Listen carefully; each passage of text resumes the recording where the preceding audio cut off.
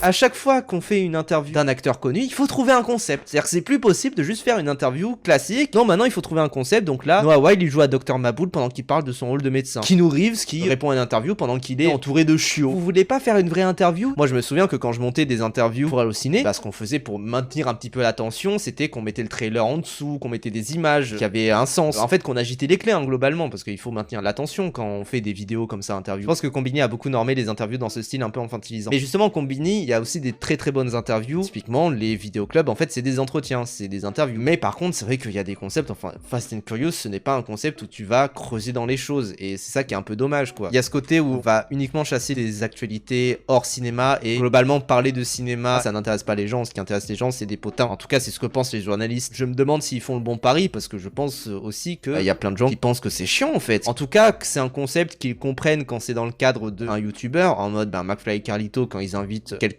pour faire une interview et en même temps faire un jeu, je pense que ça peut être compréhensible. Je vois qu'il y a une guerre entre les journalistes et les influenceurs pour pouvoir choper des scoops et choper des personnalités. Qu'est-ce qui vous différencie des influenceurs? Si vous commencez à faire les mêmes jeux qu'eux, les gens vont voir des journalistes parce que ils ont un travail rigoureux. Ils vont voir des youtubeurs parce que c'est du divertissement.